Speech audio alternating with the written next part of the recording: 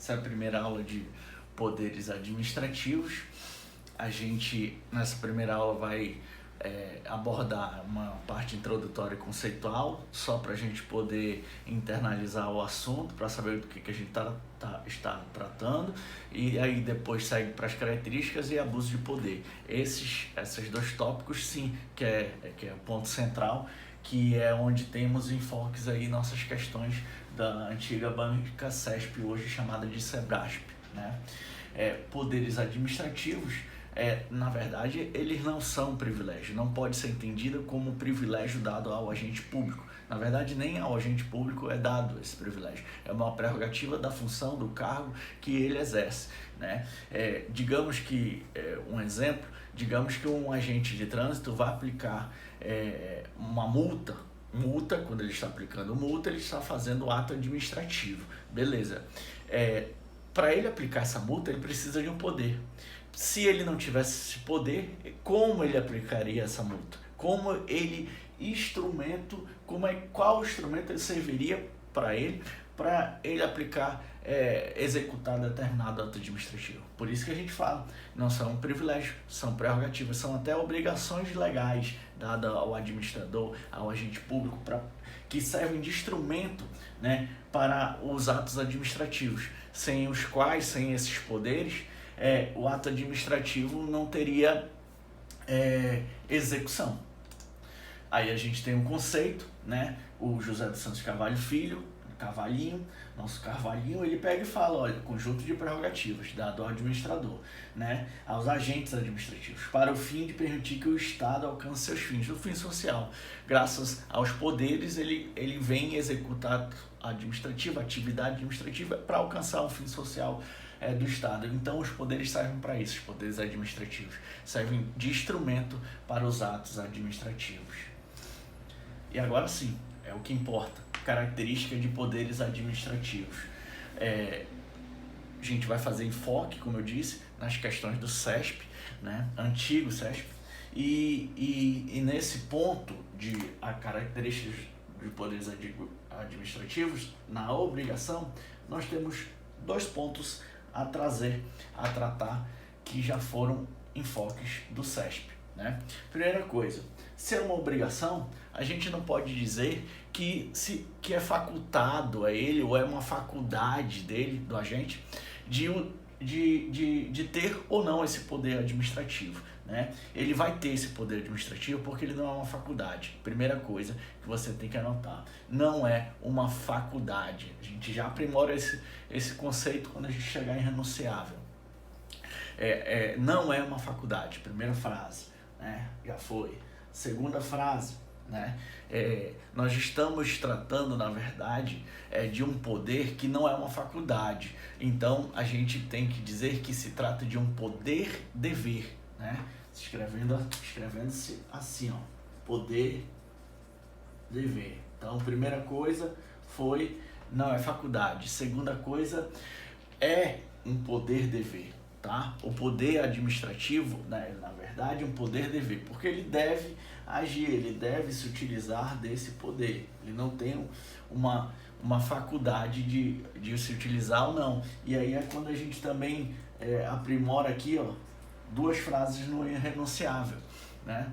A gente está falando de irrenunciável se o poder pertence à função pública ou ao poder ou ao cargo público, então o administrador, o agente administrativo, o agente público não pode renunciar a esse poder que não é dele, né? Então, a primeira coisa que a gente precisa anotar, né, o poder pertence à função pública e não ao agente, público, tá? Então, o poder pertence à função pública e não ao agente público. Essa é a primeira fase que a gente precisa anotar. Não conseguiu pegar? Volta e aperta pause quantas vezes for necessário. A gente precisa ser rápido para o vídeo não ser muito prolongado, né? Irrenunciável, né? Outra coisa que a gente precisa anotar também se trata de uma obrigação. se ele não pode renunciar, a gente também tem que colocar uma outra frase que o CESP já trouxe em uma das suas questões, qual seja, não tem opção para o agente público de utilizar ou dispensar determinado poder administrativo. Ele não tem essa opção. Ele vai ter que se utilizar desse poder. Ele não vai poder optar em, eu vou dispensar esse poder. Não, não tem. Então, segunda coisa que você precisa anotar, anote aí. O agente público não tem opção de utilizar ou dispensar um poder administrativo. Ele não tem opção de utilizar ou de dispensar o poder administrativo, né? Uma terceira coisa que eu já ia me esquecendo, irrenunciável ainda, a gente falou duas, pertence à função, não tem opção, e agora, terceira coisa, se ele renunciar, se fosse o caso de ele renunciar, ele estaria incorrendo em responsabilidade civil ou improbidade administrativa. Então, anote aí uma terceira coisa. Caso renuncie, o agente estará incorrendo em responsabilidade fiscal, eu falei civil? Não, né? Responsabilidade fiscal ou em improbidade administrativa. Repetindo. Se renunciar, o agente poderá estar incorrendo em responsabilidade fiscal ou em improbidade administrativa, né? E aí a gente vem e verifica como o CESP, né? O antigo CESP vem cobrando, não são faculdades, né? Outra coisa, né? Que pode ou não lhes fazer uso. Não tem essa opção de poder ou não usar o poder administrativo. Não tem essa faculdade, não é facultado a ele utilizar ou não determinado poder administrativo, né? Temos mais. Reparem que a gente está trazendo questões de analista da área judiciária, né? Aqui, analista é já da área jurídica, né? No exercício da sua função, né, o analista de controle externo tem a opção de utilizar ou dispensar o poder administrativo para agir. Errado, né? Ele não tem essa opção de utilizar ou dispensar. Continuando. Poderá renunciar? Não poderá renunciar, né? Poder, dever de agir. Se é um poder, dever, ele deve agir, como é que a gente pode dizer que é renúncia? Haverá renúncia, né? Nossa segunda coisa que a gente anotou, poder, dever, que tem o administrador, né?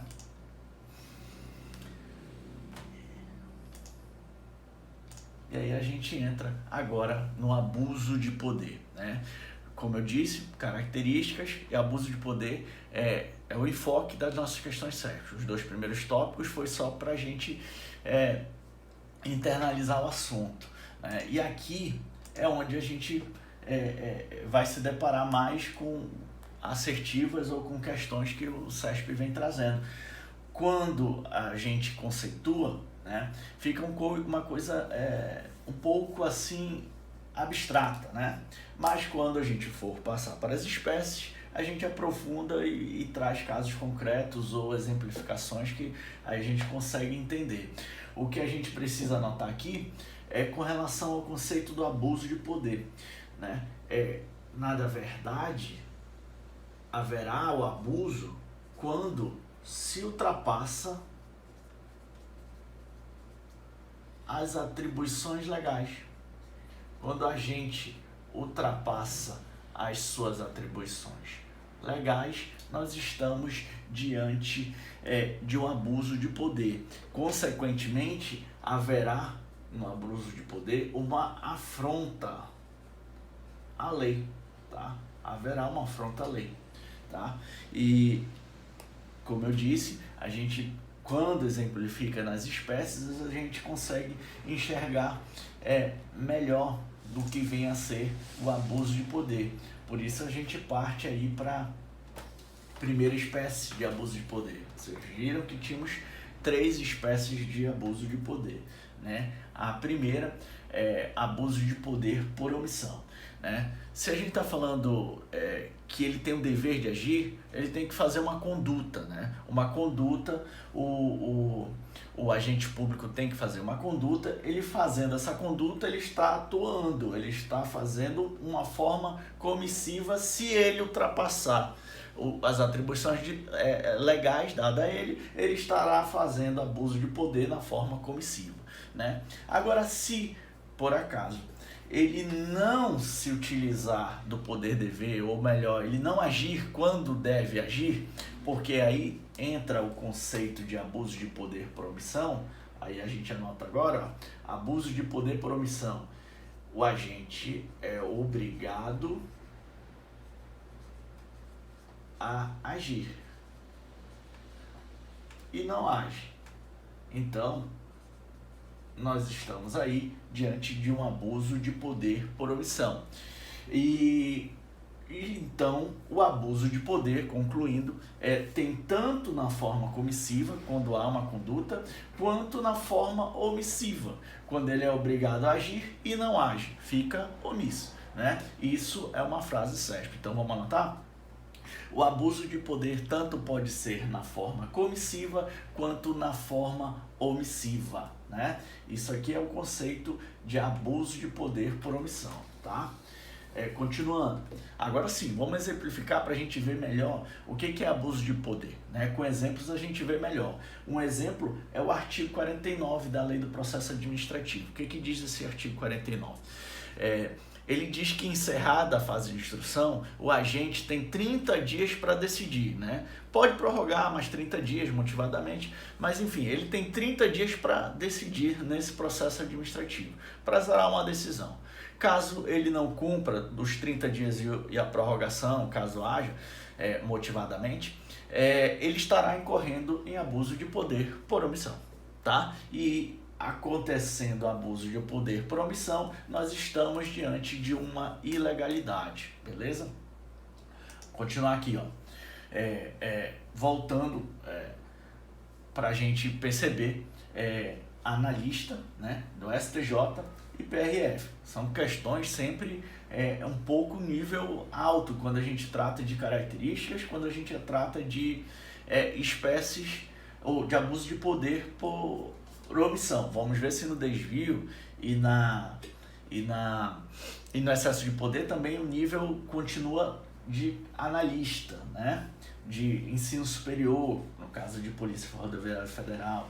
O abuso de poder pode ocorrer tanto na forma comissiva quanto na forma omissiva, tá certo? Ó, afronta a lei. Abuso de poder sempre haverá afronta a lei, né? E causa lesão a direito individual do administrado também, né? O abuso de poder que inclui excesso e desvio não decorre de omissão, ó, de conduta omissiva, não decorre de conduta omissiva, errado, decorre sim, tanto uma forma como outra, né? Beleza. De abuso de poder por omissão, nada mais é do que um descumprimento do poder-dever de agir.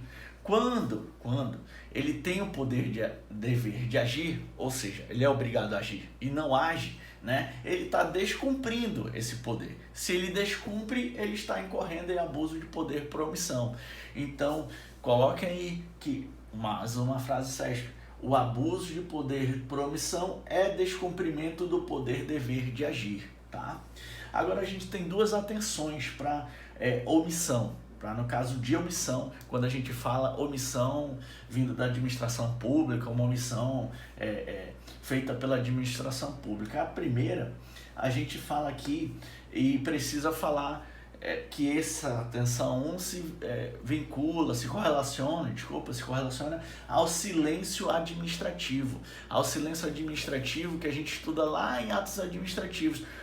Diz lá em atos administrativos, quando ele quando o administrador se silencia, né, não haverá repercussão geral, exceto se a lei assim disser, haverá repercussão jurídica, desculpa, haverá repercussão jurídica. Se a lei disser que há repercussão jurídica em face de uma omissão da administração pública, beleza. Agora, se ela disser que não tem, a omissão nada é e nada vai ser, tá?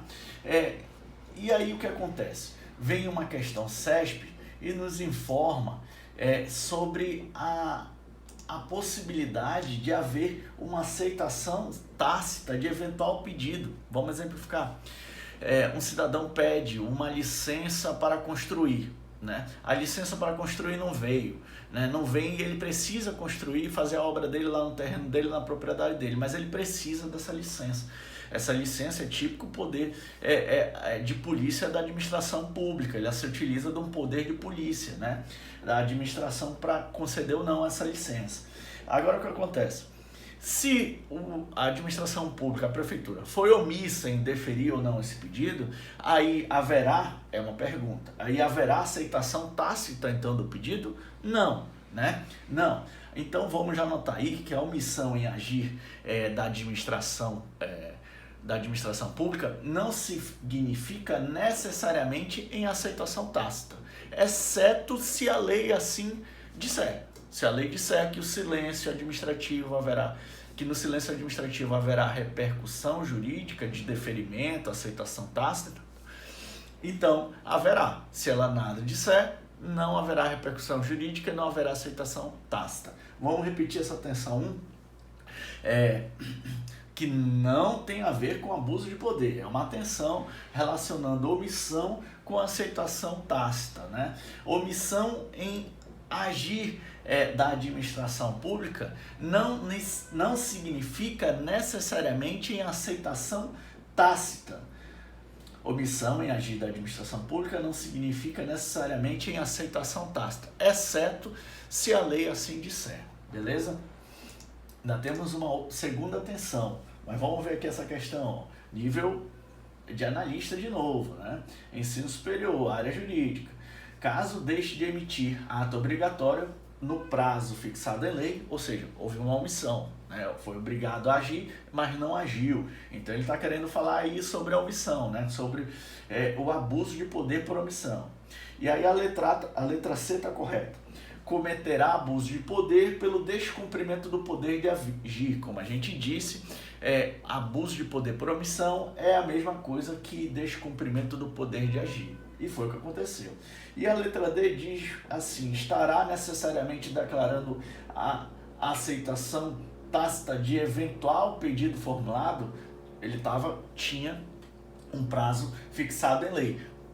Automaticamente haverá aceitação tácita? Necessariamente haverá aceitação tácita? Depende. Se a lei disser, então não é necessariamente, né? É só se a lei disser, só se a lei estipular assim, tá? Raciocinando aqui a cabeça, por isso está fazendo esse barulho, né? Vocês estão escutando aí. Vamos lá. Abuso de poder por omissão, atenção 2, segunda atenção. Tá? Omissão e reserva do possível, né?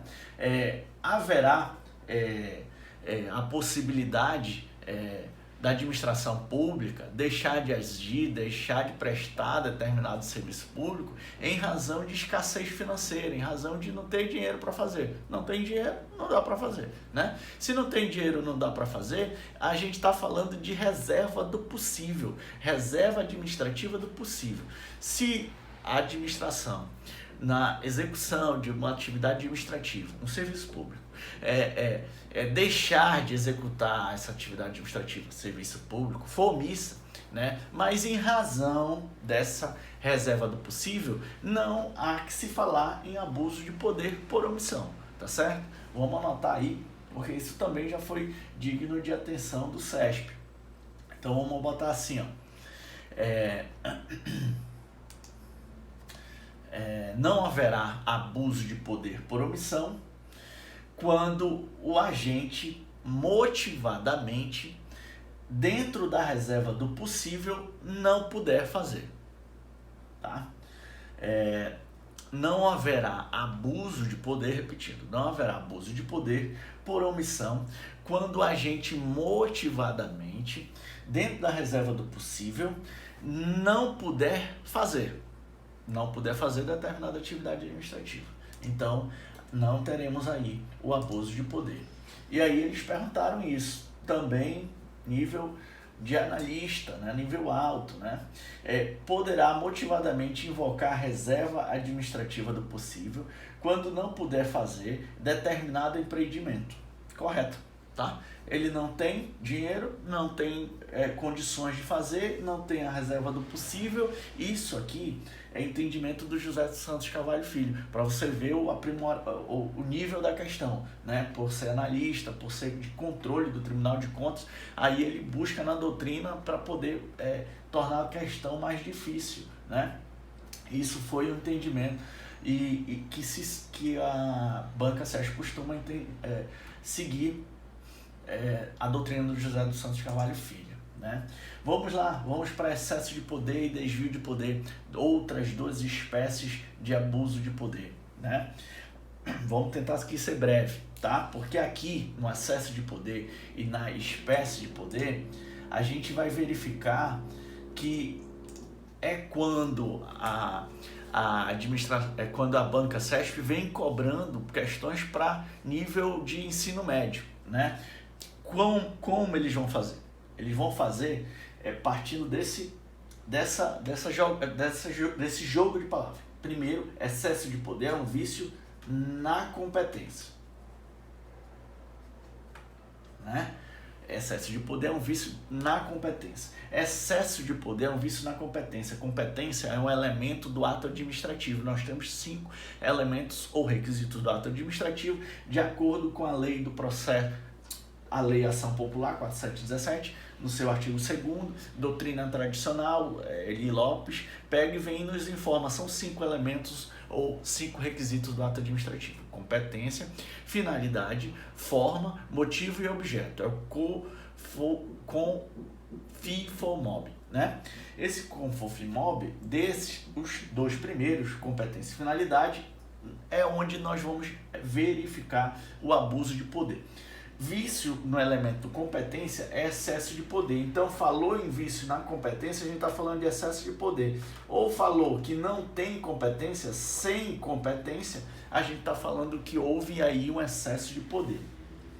E o que acontece? O que seria o excesso de poder? Houve uma competência dada a ele e ele ultrapassou, ou sequer tem essa competência dada a ele, e ele mesmo assim vai lá e executa, né? Vamos dar um exemplo aqui de um guarda municipal. O STF, no informativo 793, pegou e disse: olha, a lei municipal pode prever a possibilidade de guarda municipal, aquele guarda municipal concursado que serve para guardar os bens públicos municipais, ele pode aplicar multa de trânsito, ele pode. Lei municipal pode prever essa possibilidade, mas caso não haja essa lei municipal e o prefeito pegue e dê uma ordem administrativa, uma norma administrativa, sem lei municipal, sem passar pelo legislativo, um decreto simples do prefeito, dizendo que todos os guardas municipais podem aplicar multa de trânsito, e o guarda municipal vai lá e aplica multa de trânsito. Sem ter essa competência, ele está incorrendo em excesso de poder, tá? Isso é um exemplo de abuso de poder por excesso de poder, tá bom? Agora, uma questão dificílima que o SESP já veio e nos trouxe, nos colocou, foi quanto a relevante interesse social. Será se relevante interesse social afasta o abuso de poder por excesso de poder? Ele não tem essa competência, o guarda municipal. Não foi elaborada uma lei municipal do legislativo, sancionada pelo prefeito, para que ele pudesse aplicar a multa de trânsito. Mas ele vai lá e aplica alegando relevante interesse social. A competência vai estar, o excesso, né, de poder, o vício na competência estará afastado? Não estará, né? Então vamos anotar aí frase conceitual do SESP de questão difícil, né? Vamos anotar lá, relevante interesse social não afasta o excesso de poder. Relevante interesse social não afasta excesso de poder, tá bom? E isso já foi questão de técnico para o STJ. tá? Então, questão difícil, mas foi para técnico, né, de ensino médio, né, nível de ensino médio. E o desvio de poder, por outro lado, ele vem e ataca o vício na finalidade, tá? Vício na finalidade. No elemento do ato administrativo, elemento requisito do ato administrativo, chamado finalidade, tá? Então, quando a gente fala de desvio de poder, sinônimo disso é desvio de finalidade. Pode vir também assim na prova. Claro, o nome é menos sugestivo, né? Por isso que a banca pode adotar muito das vezes o desvio de poder, nome desvio de poder, do que o nome desvio de finalidade, para não sugerir que tem a ver o vício na finalidade. Na mesma lei, a lei da ação popular, ela fala que haverá vício na finalidade quando se busca, quando a gente busca fim diverso da lei.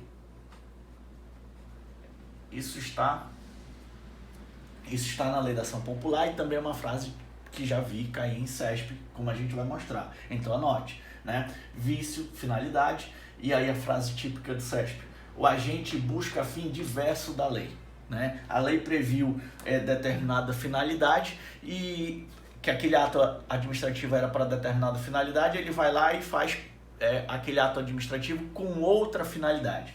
Por exemplo, remoção, né? Eu tenho um videozinho aí comparando remoção com desvio de poder, né? E eu explico todas as nuances quando haverá o desvio de poder no caso da remoção, tá? Só para a gente exemplificar o abuso de poder por desvio de poder, exemplificando. Remoção é um ato administrativo dado na 8.112, por exemplo, na 8.112, também pode prever nos outros regimes jurídicos dos outros entes públicos dos seus servidores, serve para deslocar um servidor de uma comarca para outra, de um setor para outro, de um órgão para outro, com o intuito de melhor distribuir pessoal. Não com o intuito, por exemplo, de punir, não com o intuito de atender interesse pessoal ou por ter desentendimento com aquele servidor, o chefe pega e remove ele. A finalidade é uma só: atender interesse da administração. Não vem punir e não vem atender interesse pessoal ou por motivos de desentendimento a gente pega e remove o servidor. Não é essa a finalidade. Se for nessa finalidade, houve o quê? Houve um abuso de poder por desvio de poder, por desvio de finalidade, atendeu finalidade diversa dada pela lei, no caso 8.112, quando a gente pode falar de remoção no regime jurídico dos servidores públicos federais. Tá aí a questão, duas questões, ainda temos que falar o quê? Excesso de poder, modalidade de abuso de poder, beleza. A gente busca alcançar fim diverso daquele que a lei lhe permitiu. Fim não tem a ver com excesso de poder. E é esse jogo de palavras que eles vão fazer para concursos de nível médio, tá? Se houver uma questão nesse sentido, eles vão fazer esse jogo de palavra. Excesso tem a ver com competência, não tem a ver com fim. Fim tem a ver com finalidade, finalidade tem a ver com desvio de poder, né? E é esse decoreba que a gente precisa fazer. Não configura excesso de poder a atuação do servidor público fora da competência. Foi fora da competência, é excesso de poder, mesmo diante de relevante interesse social. Questão do CESP, de analista, não foi nem de técnico, foi de analista do STJ, tá? Última questão, para a gente finalizar. Em menos de 30 minutos a gente consegue finalizar. Não consegui fazer menos, tentei, mas não deu, né? Um secretário municipal removeu em razão de desentendimentos pessoais. Está errado. Houve abuso de poder, né? Então vamos para a assertiva. A assertiva diz que houve abuso de poder, beleza. A assertiva ainda diz mais, que atos de remoção não podem ter caráter punitivo. Tá certo, né? Mas só que ela se utilizou de excesso.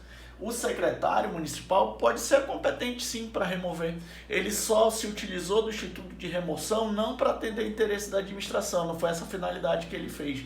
Foi com a finalidade de em razão de desentendimento pessoal, ou seja, mais para interesse pessoal, mais por interesse pessoal do que interesse da administração. Então ele incorreu em desvio, não em excesso, né? Eis o que a gente tinha para falar, o que a gente tinha para abordar. Infelizmente só deu 30 minutos certinho, e a gente fica por aqui. Eita.